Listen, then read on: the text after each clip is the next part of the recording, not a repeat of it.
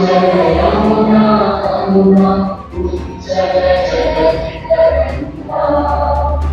तव शुभ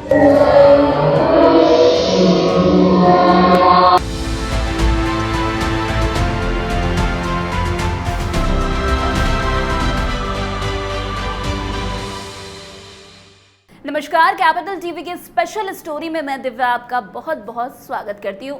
देखिए, बिहार की राजनीति में एक नया विवाद उठ खड़ा हुआ है जिसमें नीतीश कुमार का नाम जुड़ा हुआ है। दरअसल एक वायरल वीडियो ने बिहार के विधानमंडल में जोरदार हंगामा मचा दिया है। वीडियो में दिखाया गया है कि नीतीश कुमार ने राष्ट्रगान के दौरान अपनी जगह से हिलने डुलने के साथ साथ लोगों को अभिवादन भी किया। इस पर राष्ट्रीय जनता दल यानी कि राजद ने मुख्यमंत्री नीतीश के इस्तीफे की मांग की है। वीडियो के सामने आने के बाद राजनीतिक माहौल में तेजी से हलचल मच गई है और बिहार की विधानसभा में इसे लेकर तूफान खड़ा हो गया है। वीडियो में साफ दिख रहा है कि जब पटना के पाटलिपुत्र खेल परिसर में सेपेक टकराव वर्ल्ड कप 2025 का उद्घाटन हो रहा था, उस समय नीतीश कुमार ने राष्ट्रगान के दौरान न केवल अपनी जगह से हिलते डुलते हुए लोगों को अभिवादन किया बल्कि उन्होंने इसका पालन भी नहीं किया। ये वीडियो सोशल मीडिया पर वायरल हो चुका है और इसके बाद बिहार विधानमंडल में एक राजनीतिक युद्ध शुरू हो गया है। राजद ने इस घटना को गंभीरता से लिया और नीतीश के खिलाफ आरोप गढ़ दिए हैं। राजद का आरोप है कि नीतीश कुमार ने राष्ट्रगान के दौरान सम्मानजनक मुद्रा में खड़ा होकर गाने का जो कर्तव्य होता है उसे बाहर जाकर जो है अपमान किया है। इसी बीच राजद ने नीतीश से इस्तीफा देने तक की मांग की और इस मुद्दे को विधानसभा में उठाया है। विधानसभा में इसका इतना विरोध हो गया कि कार्रवाई 2 बार स्थगित करनी पड़ी। पहले दोपहर 2 बजे, उसके बाद 3:30 पर इसे स्थगित किया गया।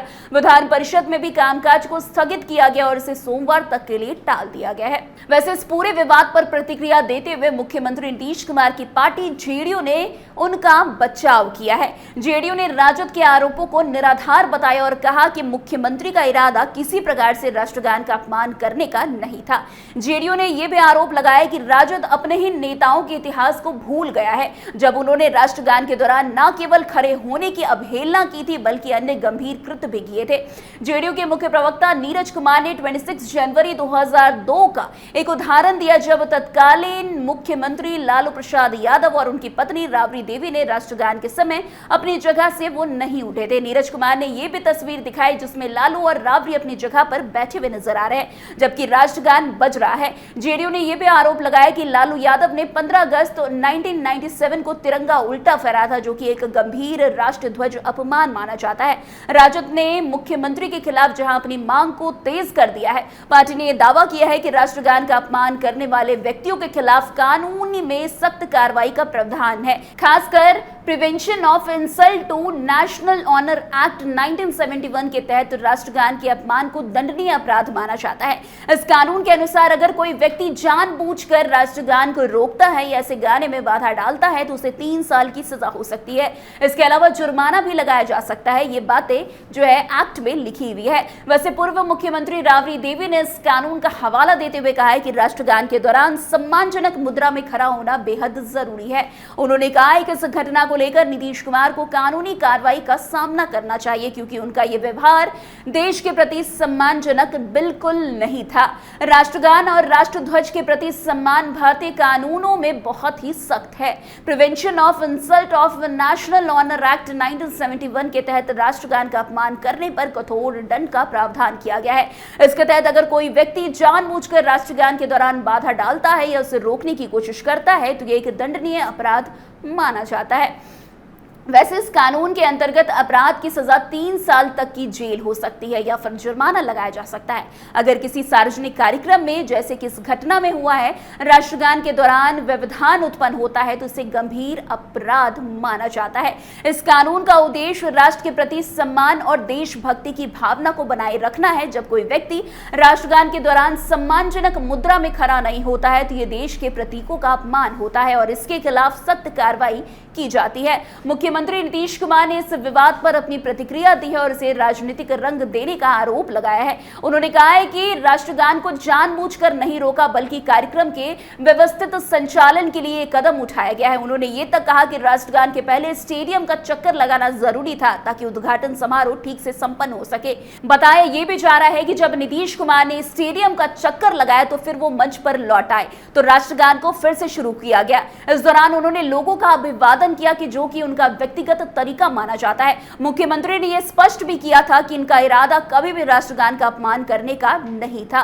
वैसे विधानमंडल में इस मुद्दे को लेकर राजद और जेडीयू के बीच तीखी नोकझोंक जारी रही। राजद ने मुख्यमंत्री के खिलाफ कड़ी कार्रवाई की मांग की, जबकि जेडीयू ने अपनी पार्टी के नेता का बचाव करते हुए कहा कि यह मामला पूरी तरह से राजनीतिक रूप से प्रेरित था। विधानसभा की कार्रवाई को 2 बार स्थगित तक करना पड़ा और इस दौरान दोनों दलों के सदस्य एक दूसरे पर आरोप प्रत्यारोप लगाते हुए नजर भी आए। वैसे विधान परिषद में भी इस मुद्दे पर हंगामा हुआ। विपक्ष ने नीतीश के खिलाफ कड़ी कार्रवाई की मांग की, जबकि सत्ताधारी दल ने इसे केवल एक सामान्य घटना बताया। इसके बाद विधान परिषद की कार्रवाई को सोमवार तक के लिए स्थगित करना पड़ गया। वैसे इस विवाद के केंद्र में राष्ट्रगान और राष्ट्रध्वज का सम्मान है। भारतीय संविधान और कानून के तहत राष्ट्रीय प्रतीकों को अपमानित करना एक गंभीर अपराध माना जाता है और राष्ट्रगान और राष्ट्रध्वज का सम्मान सभी नागरिकों और नेताओं का कर्तव्य है और ये भारतीय संस्कृति का पहचान और अभिन्न हिस्सा माना जाता है। न केवल राष्ट्रगान बल्कि राष्ट्रध्वज का अपमान भी भारतीय कानून के तहत दंडनीय अपराध है। इस कानून का उद्देश्य देश के प्रति नागरिकों की भक्ति और सम्मान को बनाए रखना है। देश में ऐसे कई उदाहरण हैं जहां राष्ट्रगान या राष्ट्रध्वज का अपमान करने पर कड़ी कार्रवाई की गई है। इस पूरे विवाद को एक राजनीतिक दृष्टिकोण से भी देखा जा सकता है, क्योंकि बिहार की राजनीति में नीतीश कुमार और लालू यादव के बीच लंबे समय से तल्ख संबंध रहे हैं। इस विवाद ने एक बार फिर इस द्वंद्व को सामने ला दिया है। राजद ने जहां नीतीश कुमार पर आरोप लगाया है तो वहीं जेडीयू ने राजद के नेताओं के पुराने कृत्यों को सामने लाकर उन्हें घेरने की कोशिश की है। ये विवाद न केवल बिहार की राजनीति बल्कि पूरे देश में राष्ट्रगान और राष्ट्रध्वज के सम्मान को लेकर एक महत्वपूर्ण बहस का कारण बन गया है। बिहार में नीतीश कुमार द्वारा राष्ट्रगान के दौरान की गई घटना ने न केवल राजनीतिक हलचल मचाई है बल्कि ये राष्ट्रीय प्रतीकों के सम्मान पर भी एक बड़ा सवाल खड़ा कर दिया है। हालांकि मुख्यमंत्री ने इसे एक सामान्य घटना बताया या उनकी पार्टी ने इसे सामान्य घटना बताया है, लेकिन राजद ने इसे गंभीरता से लिया है और कार्रवाई की मांग की है। इस मुद्दे के दोनों पक्षों के आरोप और बचाव के बीच ये कहना मुश्किल है कि आगे क्या होगा, लेकिन यह जरूर कहा जा सकता है कि यह घटना बिहार की राजनीति में एक नया मोड़ लेकर जरूर आएगी।